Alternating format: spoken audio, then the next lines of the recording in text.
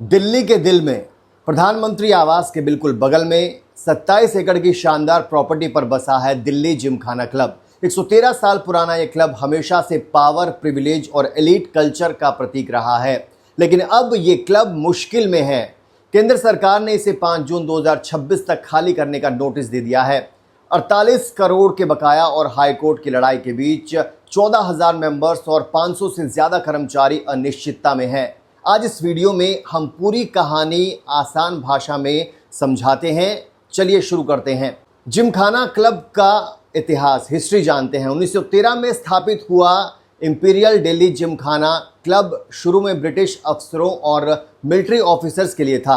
आज़ादी के बाद नाम बदलकर Delhi Gymkhana club, location 2 Safdarjung road, Lutyens, Delhi PM house के पास। 28 एकड़ जमीन पर फैला, टेनिस, स्विमिंग, गोल्फ, रेस्टोरेंट, सब कुछ। मेंबरशिप बहुत मुश्किल, कभी 37 साल तक वेटिंग लिस्ट थी इसमें। यह सिर्फ क्लब नहीं दोस्तों, दिल्ली के पावर सर्कल का अड्डा माना जाता था। अब सरकार वर्सेस क्लब, पुराना विवाद रहा है ये।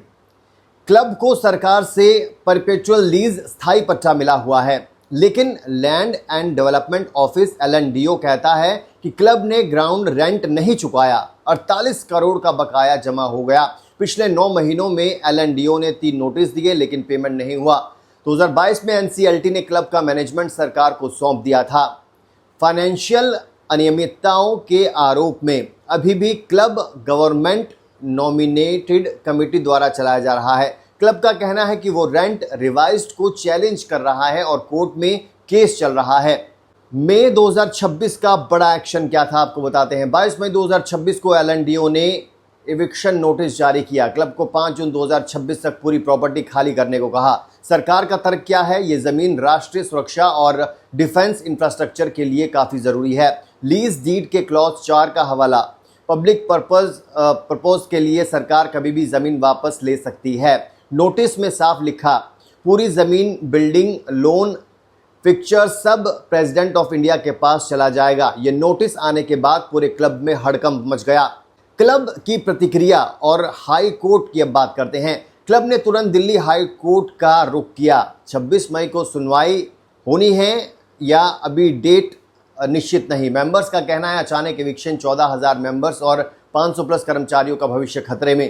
क्लब ने सरकार से अल्टरनेटिव जमीन और कोई डिसलोकेशन ना करने की अपील की है।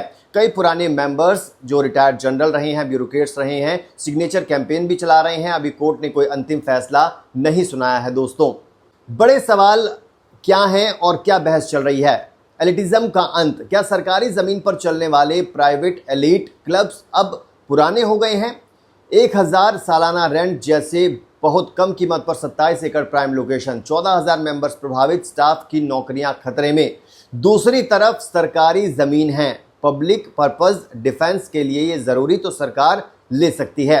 कई लोग कह रहे हैं कि ये पुरानी व्यवस्था का अंत है। तो दोस्तों, ये मामला अभी कोर्ट में है। 21 जुलाई को भी एक सुनवाई होनी है रेंट वाले केस में।